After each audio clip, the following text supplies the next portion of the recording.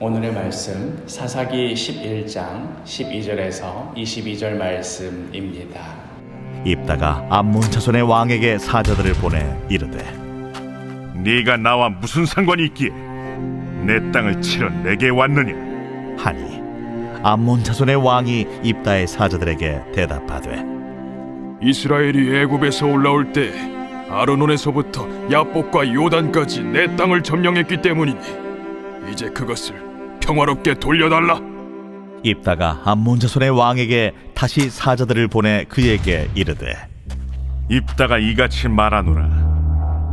이스라엘이 모압 땅과 암몬 자손의 땅을 점령하지 아니하였느니라.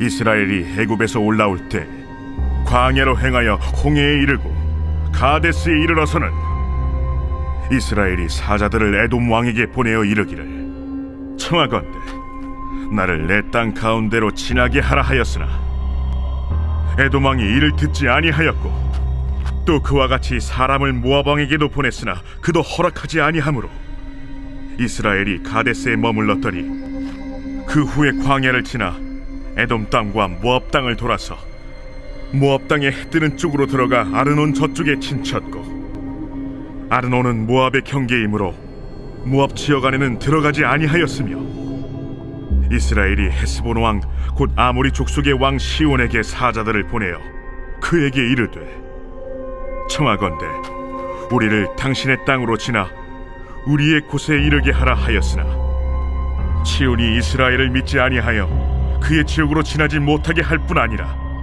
그의 모든 백성을 모아 야하스에 친치고 이스라엘을 침으로 이스라엘의 하나님 여호와께서 시온과 그의 모든 백성을 이스라엘의 손에 넘겨주시매 이스라엘이 그들을 쳐서 그 땅 주민 아모리 족속의 온 땅을 점령하되 아르논에서부터 야복까지와 광야에서부터 요단까지 아모리 족속의 온 지역을 점령하였느니라. 창녀의 자식이었고 아버지의 집에서 쫓겨나 고향에서 멀리 떠난 다른 곳에서 유리하던 그런 신세였지만 그럼에도 입다는 자기 자신이 누구인가, 어디에서 비롯되었고 또 어떻게 살아가야 하는가 하는 이 문제로 늘 치열하며 고민하며 살았습니다. 어쩌면 자신의 비천한 출신 때문에라도 또 쫓겨난 처지 때문에라도 그토록 그 질문에 매달리게 되었는지도 모르겠습니다. 오늘 입다의 이 암몬 왕과의 언행을 보면 정말로 그러했다는 것을 짐작할 수 있습니다.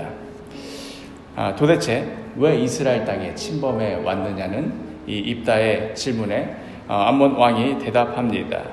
사사기 11장 13절 암몬 자손의 왕이 입다의 사자들에게 대답하되 이스라엘이 애굽에서 올라올 때에 아르논에서부터 야복과 요단까지 내 땅을 점령했기 때문이니 이제 그것을 평화롭게 돌려달라 하니라.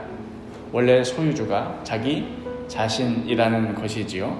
논쟁의 여지가 전혀 없던 것은 아니었습니다. 원래 그 자리는 암몬의 형제 국가인 모압의 땅이었습니다.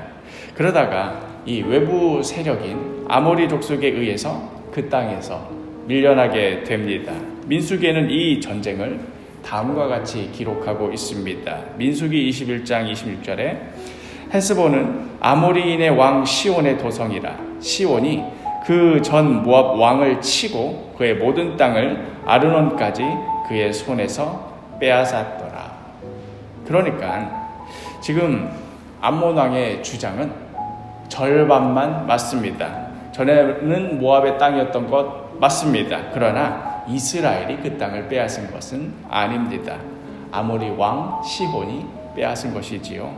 그러던 차에 이제 모세가 출애굽을 하고 또 이스라엘 백성들과 광야 40년의 시간을 보낸 후에 이제 본격적으로 약속의 땅에 들어가려는 그 입구에서 이제 자꾸 서성이는 그런 때였습니다. 그 과정에서 이스라엘 백성들이 지나가는 경로상 이 아모리 족속의 지경을 통과하면 더 좋은 그런 상황이 된 것이지요. 19절에 이스라엘이 헤스본 왕 곧 아모리 족속의 왕 시온에게 사자들을 보내어 그에게 이르되 청하건대 우리를 당신의 땅으로 지나 우리의 곳에 이르게 하라 하였으나, 부탁을 한 거지요.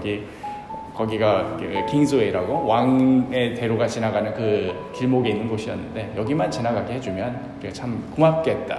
그러나 그때 아모리 족속이 어떻게 대했습니까? 사사기 11장 20절에 시온이 이스라엘을 믿지 아니하여 그의 지역으로 지나지 못하게 할 뿐 아니라, 그냥 지나가지 못하게 막았더라면 에돔 왕에게 그러했던 것처럼 또 그 땅을 멀리 돌아서 지나가고 말았겠지요. 그런데 그의 모든 백성을 모아 야하스에 진치고 이스라엘을 침으로, 어찌 보자면 만만하게 보았던 것이지요. 이 땅을 지나가게만 해달라는 부탁을 매무차게 거절했을 뿐만 아니라 가만히 있던 이스라엘을 향해 공격해 온 것입니다. 하나님의 율법은 나그네와 과부를 잘 보살펴라 하는 법이었다면, 당시 가나안 땅의 법칙은 나그네와 과부 같은 존재들이 자꾸 기웃거리면 귀찮은 일 생기니까 흠신 두들겨 패줘서 다시는 얼씬도 하지 못하게 만들어줘라 하는 것이었습니다. 그리하여 아모리는 자기들 영토도 없이 광야에서 이리저리 떠도는 이스라엘을 향하여서 달려들었던 것입니다. 그때 하나님께서 어떻게 행하셨습니까? 21절에 이스라엘의 하나님 여호와께서 시온과 그의 모든 백성을 이스라엘의 손에 넘겨주심에 이스라엘이 그들을 쳐서 그 땅 주민 아모리 족속의 온 땅을 점령하되, 하나님께서는 나그네였던 이스라엘의 편을 들어주셨습니다. 떠돌이였던 이스라엘의 편을 들어주셨습니다. 자신의 힘으로, 자기 땅도 없고 본거지도 없는 그런 이스라엘이 자신의 힘으로 모압을 몰아내고 그 자리를 꿰차고 있었던 아모리를 이 떠돌이 신세와 다를 바 없는 이스라엘이 어떻게 이기겠습니까? 그러나 하나님께서는 그들을 이스라엘의 손에 넘겨주셨습니다. 이제 너희들이 그 땅을 차지하여서 그 땅이 하나님의 뜻대로 다스려지는 그러한 나라가 되도록 하거라 하고, 아무런 자격도 아무런 능력도 없는 이스라엘에게 그 땅을 주셨습니다. 이것이 바로 이스라엘의 정체성이었습니다. 그러니 그 땅에 사는 한, 이제 너희들이 은혜로 그 땅을 거저 받은 한, 이제 나그네와 과부들이 신세 좀 지겠노라고 작은 부탁이라도 그렇게 하는 순간 이제 이스라엘은 어떻게 하는 것이 마땅하겠습니까?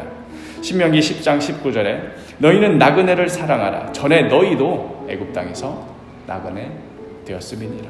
그 시절 너희도 애굽 땅에서 나와서 나그네 신세, 떠돌이 신세 하던 그런 자들이었다.